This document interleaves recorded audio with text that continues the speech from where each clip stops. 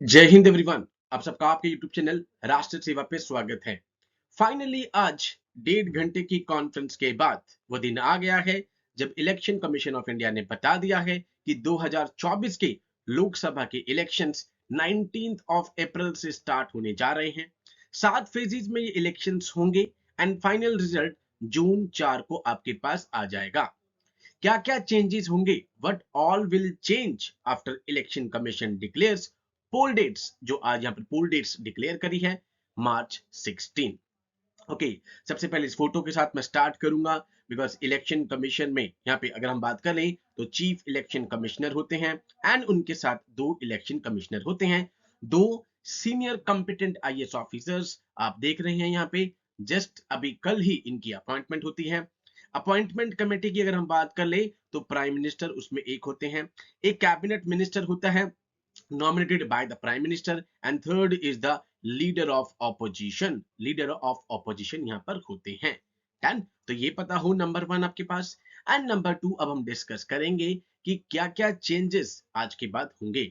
Election commission जो कि एक कॉन्स्टिट्यूशनल बॉडी है, आर्टिकल नंबर 324, ये दो चीजें आपको पता होनी चाहिए। ओके, हम डिस्कस करते हैं अब कि क्या यहाँ पर चेंजेस होंगे। ऑलमोस्ट 9 पॉइंट्स हैं यहाँ पे, ठीक है। अब मॉडल कोड ऑफ कंडक्ट पर पेपर में यहाँ पर ऑप्शन में वाले क्वेश्चंस में, फॉर एग्जांपल 1 2 2 3 वाले जो स्टेटमेंट्स वाले, नॉट ऑप्शन, स्टेटमेंट वाले क्वेश्चंस में कई बार इस तरह के क्वेश्चंस आ जाते हैं। अब अब जैसे ही आज शाम को model code of conduct declare हुआ तो जितने भी मिनिस्टर्स हैं या जो बाकी अथॉरिटीज हैं will be barred from announcing any financial grants or making promises once the elections are announced।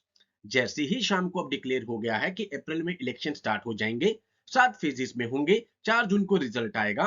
कोई भी मिनिस्टर या कोई भी अथॉरिटी यहाँ पर कोई भी फाइनेंशियल ग्रांट अनाउंस नहीं करेगा कि भाई हम पैसे देने जा रहे हैं, कोई प्रोमिस नहीं करेगा सो दैट वोटर्स इन्फ्लुएंस ना हो। Number 1। Number 2, ministers will not be allowed from laying foundation stones or inaugurating projects or schemes। 3 दिन पहले आपने देखा 3 सेमीकंडक्टर्स फैसिलिटी यहाँ पे, 2 गुजरात में और एक असम में प्रधानमंत्री जी उसकी फाउंडेशन स्टोन रखते हैं। बट अब कोई भी मिनिस्टर अलाउड नहीं होगा किसी भी तरह की फाउंडेशन स्टोन रखने के लिए या किसी नए प्रोजेक्ट को इनोग्रेट करने के लिए। Only civil servants can do. Important is, अब आपसे स्टेटमेंट वाले क्वेश्चन में पूछा जा सकता है, only civil servants can do. Number 3, promises और assurance related to construction of road. भाई कोई अब आता है आपके यहाँ पे कि भाई हम ये रोड्स बना देंगे, भाई अभी तक तो कच्ची थी बट एकदम से अब वो कहता है कि हम इसे पक्की करने जा रहे हैं। कोई कह रहा है कि ड्रिंकिंग वाटर फैसिलिटीज आपको देंगे। फॉर एग्जांपल जब अभी देखा आपने चंडीगढ़ के म्युनिसिपल कॉर्पोरेशन के इलेक्शंस में, जैसे चंडीगढ़ में जो नए मेयर आए हैं आम आदमी पार्टी के, वो कह रहे हैं कि कुछ लीटर्स यहाँ पर पानी फ्री दिया जाएगा। They are not allowed during this period. इस पीरियड में इस तरह की कोई भी प्रोमिस अलाउड नहीं होंगी बिकॉज ऑलरेडी आपको 5 साल दिए जा चुके थे। उन 5 सालों में आपको डेवलपमेंट के लिए यहाँ पे चुना था जनता ने। लोकसभा के इलेक्शंस यहाँ पे डायरेक्ट इलेक्शंस होते हैं, राज्यसभा की इलेक्शंस इनडायरेक्ट इलेक्शंस होती हैं। दैट मींस हम उसमें पार्टिसिपेट नहीं करते हैं, जैसे आपने कुछ दिन पहले हिमाचल प्रदेश में देखा। उस पर्टिकुलर जो विधानसभा के विधायक लेजिस्लेटर जो होते हैं यहाँ पे एमएलए, वो पार्टिसिपेट करते हैं। एंड लोकसभा के इलेक्शन में हम यूज करते हैं FPTP, first pass the post, ठीक है। तो दैट मींस जो अगर फॉर एग्जांपल अगर यहाँ पे 100 टोटल वोट हैं और एक को 26 हैं, एक को 25, एक को 24, एक वोट से भी जीत जाता है विल बी डिक्लेयर्ड विनर। उसको 50% का कोटा लेने की जरूरत नहीं है, एक वोट से भी जीत गया तो वो जीत जाएगा। That is called a direct election. हम अपने रिप्रेजेंटेटिव्स लोकसभा में भेज रहे हैं, इसलिए हमारे पास रिप्रेजेंटेटिव टाइप ऑफ डेमोक्रेसी है। I hope this is clear, ठीक है। नाउ इस तरह की एश्योरेंस नहीं दे सकते आप। Next is ad hoc appointments. भाई किसी भी सरकारी दफ्तर में आप एडहॉक अपॉइंटमेंट्स अब नहीं करेंगे या किसी पीएसयू में अब नहीं करेंगे सो दैट यहाँ पर जो वोटर्स हैं वो इन्फ्लुएंस ना हो रूलिंग पार्टी के उसमें कि भाई अब ये इनकी नौकरियां लगवा रहे हैं एडहॉक बेसिस पे या फिर किसी पीएसयू में या किसी गवर्नमेंट सर्विस में। 4 पॉइंट्स हो गए हमारे। Next, ministers authority can not sanction grants और पेमेंट फ्रॉम डिस्क्रिशनरी फंड। जो डिस्क्रिशनरी फंड्स होते हैं मिनिस्टर्स के पास, अब उसमें से वो किसी भी तरह का जो है क्या कहते हैं पैसे हैं सैंक्शन नहीं कर सकते, किसी भी तरह की यहाँ पर पेमेंट नहीं कर सकते। Now further, EC says that after the model code of conduct is implemented, जैसे आज स्टार्ट हो गया, official visits cannot be combined with electioneering work. जो आपकी ऑफिशियल विजिट्स हैं उसको आप इलेक्शन के काम के साथ कंबाइन नहीं करेंगे, और जो आप ऑफिशियल मशीनरी यूज कर रहे हैं या पर्सोनल यूज कर रहे हैं इलेक्शनरिंग के लिए, वो स्ट्रिक्टली प्रोहिबिटेड होगा। This is sixth point. अब जितनी भी आपके पास गवर्नमेंट की ट्रांसपोर्ट्स हैं, ठीक है, एयरक्राफ्ट्स हो गई, व्हीकल्स हो गई, पर्सोनल हो गई, मशीनरी हो गई, वो यूज नहीं की जा सकती to further the interest of the ruling party during elections. भाई इलेक्शंस के वक्त रूलिंग पार्टी को फेवर करने के लिए, उनके इंटरेस्ट को यहाँ पे वो करने के लिए, फर्दर एनहांस करने के लिए आप गवर्नमेंट ट्रांसपोर्ट व्हीकल्स का यूज नहीं कर सकते। Okay, next point, public places like maidans for holding election meetings. आपने देखा अब रैली स्टार्ट हो जाएंगी।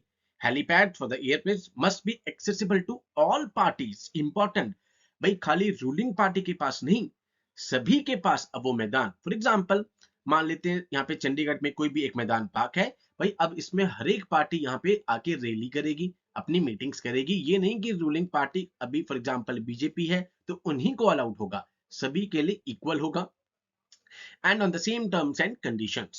Now, EC also prohibit the issue of advertisement at the cost of public exchequer, जो हमारा पैसा है पब्लिक का, न्यूज़पेपर में या किसी और मीडिया में during the election period. Misuse of mass media for partisan coverage of political news publicity to favour the ruling party. भाई रूलिंग पार्टी को अगर फेवर करने के लिए आपने मीडिया का ये सब यूज करने की कोशिश करी तो यहाँ पर एमसीसी की गाइडलाइंस वायलेट होंगी एंड एक्शन लिया जा सकता है। सो they are strictly avoided.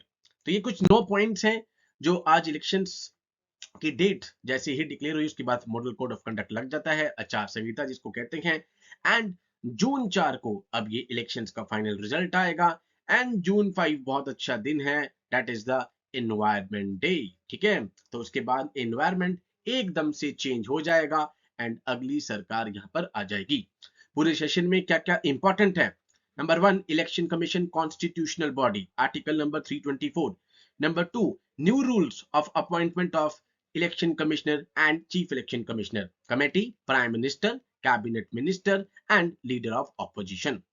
Number 3, model code of conduct के दौरान क्या क्या चीजें हैं इंपॉर्टेंट, कोई नया प्रोजेक्ट सिविल सर्वेंट्स यहां पर इनोग्रेट कर सकता है।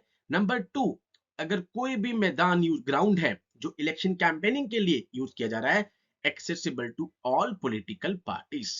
ये 2 चीजें आपको ध्यान रखनी है। I hope this is clear. तो सभी एक तो आप प्लीज वोट करने जाइए बिकॉज सभी की वोट बहुत जरूरी है, एंड आपकी वोट के साथ ही एक यहाँ पर रिस्पॉन्सिबल गवर्नमेंट, एक अच्छी गवर्नमेंट सेंटर में आ सकती है। कुछ स्टेट्स के इलेक्शंस भी साथ साथ हैं, ठीक है, उसमें हम नहीं जाएंगे, बट वोट करने के लिए जो एलिजिबल है यहाँ पर वो प्लीज वोट करने पक्का जाएं, सो दैट हम अपनी डेमोक्रेसी को और स्ट्रेंथन कर सके। So with these words, I conclude my today's session. Jai Hind to all. Take care.